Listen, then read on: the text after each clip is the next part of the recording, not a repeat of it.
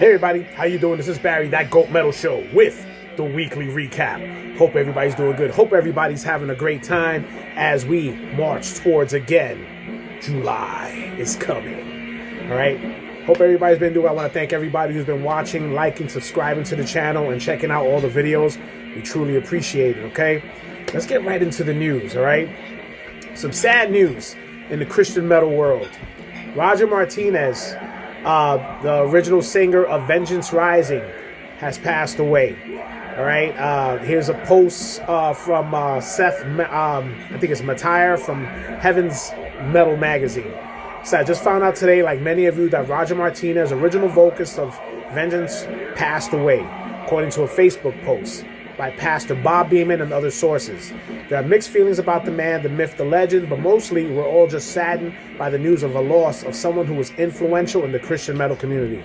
Now, everybody knows that Vengeance Rising was a Christian thrash metal band, and they were a fucking good band. I thought they were one of the better metal bands, Christian metal bands out there, and they were fucking really good. His vocals were unique. The band was heavy. I mean, look, Christian, satanic, whatever. It's metal, bro. And you know, if it's good, we're going to enjoy it. All right, so rest in peace, Roger, man.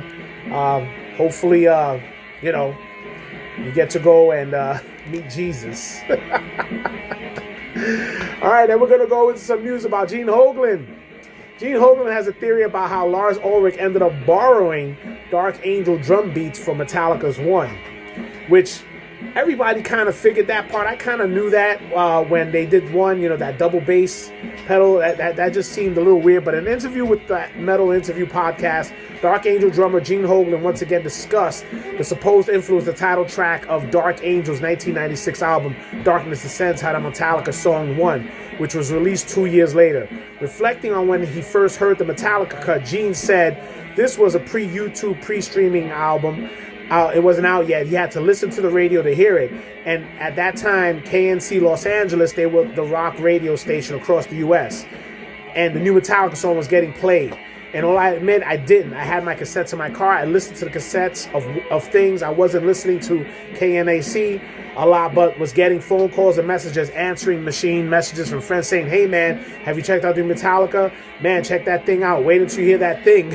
And I'm just like, oh, okay, well, whatever. When I heard it, I understood what everybody was talking about. That double bass part, it does have a lot of feels to that, but you could speculate. I mean, hey, it is what it is, but, you know, it's a theory, right? Then we're going to go into the world of AC/DC. AC/DC fans urge band to retire after lackluster concert footage goes viral.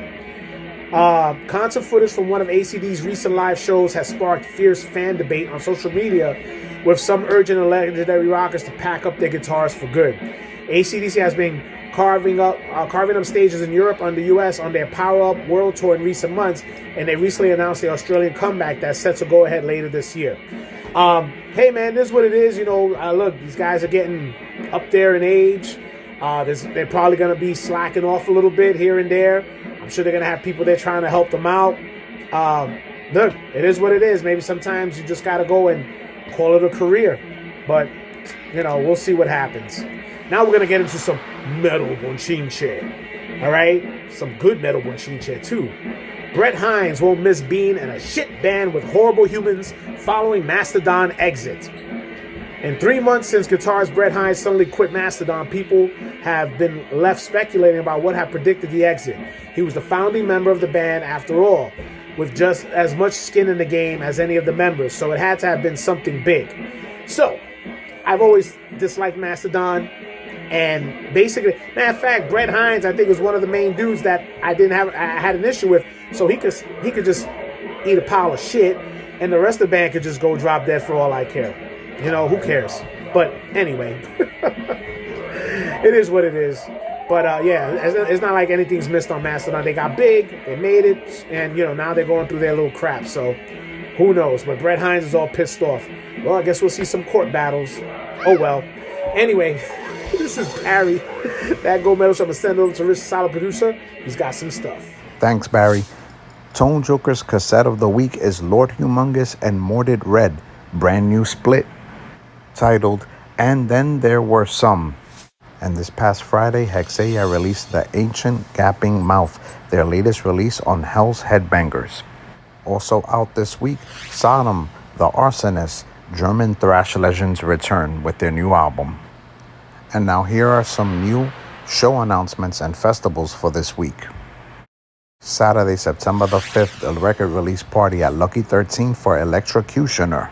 November the 4th at the Brooklyn Steel, the return of Japanese band Boris. Supporting Boris on this upcoming tour is Suppression, Bongzilla, and Lack of Interest. November 27th through the 29th in Sweden, the Abyss Festival, featuring Absurd, I Am Morbid, Possessed, Terrorizer, Destroyer 666, and many more. October the 2nd at the Brooklyn Meadows, Sinister, Master, and special guest Pig's Blood live. July 19th, Rochester, New York, Burt Bacharach live, Grind Through the Sludge Tour 2025. And bands just added to the MDF Fest Deep Cuts set: Creator, Pig Destroyer, Prowler in the Yard set, Got Dethroned 35th Anniversary set, Antichrist Siege Machine, Cerebral Hemorrhage, plus many more.